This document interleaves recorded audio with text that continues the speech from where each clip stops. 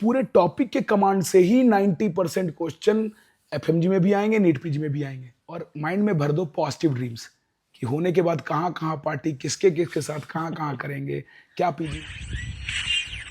As you are public figure for FMG students sir, अभी 3 महीनों में जुलाई अटेम्प्ट होने वाला है एफएमजी स्टूडेंट्स का, सो आप उनको क्या एडवाइस देना चाहोगे?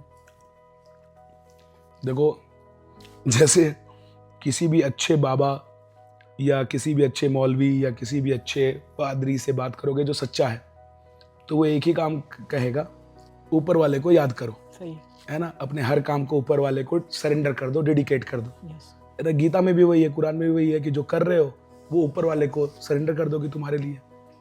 तो जैसे हर बाबा एक ही बात कहते हैं, वैसे मैं हर एक स्टूडेंट को एक ही बात कहता हूँ कि 7 साल नीट पीजी के क्वेश्चन जो आए हैं, क्योंकि 2018 से पहले पैटर्न अलग था, पिछले 7 साल नीट पीजी के जो क्वेश्चन आए हैं उसको विथ एक्सप्लेनेशन 3 बार बनाओ। एफएमजी हो तो भी, नीट पीजी हो तो भी, क्योंकि एफएमजी के रिकॉल कभी ओरिजिनल नहीं होंगे।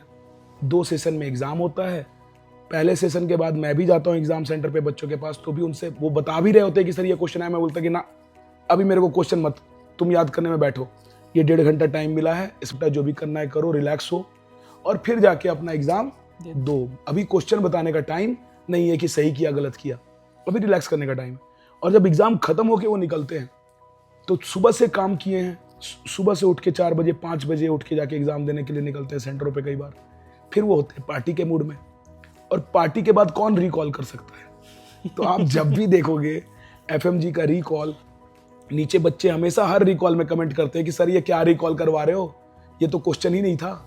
क्योंकि रिकॉल एफएमजी का कभी अच्छा हो ही नहीं सकता है 2 सेशन में होने की वजह से। और दूसरा वजह क्या है कि नीट वगैरह के एग्जाम कई बार हम जैसे टीचर्स भी देते हैं ताकि ओरिजिनल क्वेश्चन लेकर आए। अब एफएमजी में चाह के भी नहीं दे सकता हूँ, क्योंकि एक तो मेरे को फॉरेन से एमबीबीएस करना पड़ेगा, दूसरा मैं एक ही बार दूंगा जब तक पास नहीं हुआ, पास होने के बाद मैं दोबारा नहीं दे सकता हूँ। नीट आप पास होने के बाद भी दे सकते हो।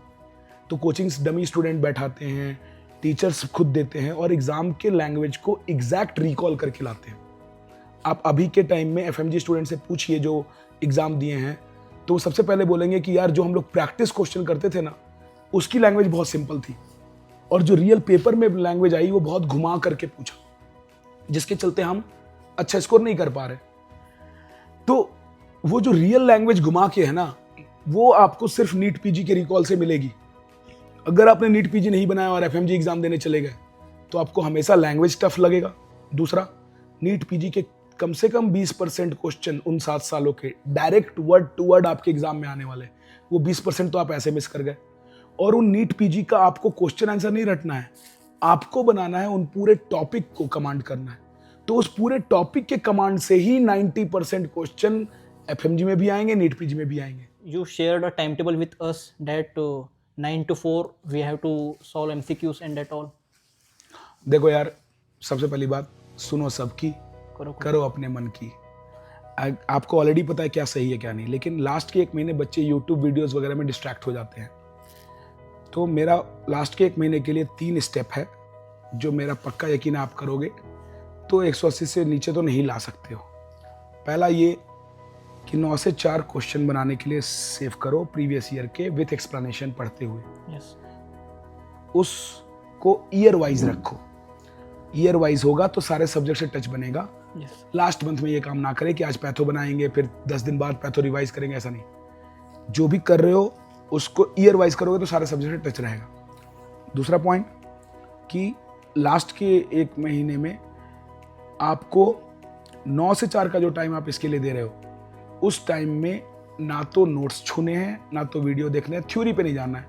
क्योंकि थ्योरी ऐसे हो गया पढ़ना जैसे कि आप बिना विकेट लगाए क्रिकेट प्रैक्टिस कर रहे हो, खेल रहे हो, आउट हो गए नहीं तो आप मजा आएगा, आप करते रहोगे, थ्योरी पढ़ते रहोगे। लेकिन ऑब्जेक्टिव बनाओगे तो आपका विकेट पीछे लगाए आउट हो सकते हो, इसलिए आप ऑब्जेक्टिव से भागते हो। तो जिस चीज़ से भागते हो उसमें आप जबरदस्ती 9 से 4 के बीच में अगर थ्योरी घुसाओगे पढ़ना तो फिर आप थ्योरी में भाग जाओगे, वापस ही नहीं आओगे ऑब्जेक्टिव में। तो 9 से 4 का टाइम एटलीस्ट 7 में से 4 दिन ऑब्जेक्टिव बनाने को ईयर वाइज को दो, उसमें डिस्टर्ब ना हो। ये 2 पॉइंट है। और तीसरा आखिरी पॉइंट क्या है कि जो आप लास्ट के 1 मंथ हैं उसमें यूट्यूब वीडियोस या दूसरे डिस्ट्रैक्शंस को अपने रूटीन को डिस्टर्ब ना करने दें, क्योंकि यूट्यूब्स वगैरह पे हम लोग टीचर को भी प्रेशर होता है, आते हैं लास्ट के 1 मंथ में, लेकिन हम लोग करते क्या है, वही प्रीवियस ईयर क्वेश्चन टॉपिक्स कराते हैं।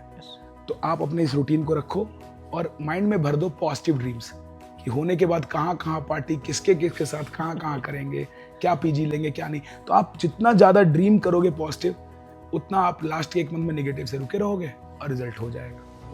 ये सब बकवास बातें ना बोले लास्ट के 1 मंथ कि मैं भूल रहा हूँ, नींद नहीं आ रही है और थक जाता हूँ, क्योंकि एक्चुअली हमारी बॉडी की कोई कैपेसिटी नहीं है, हम थकते नहीं हैं।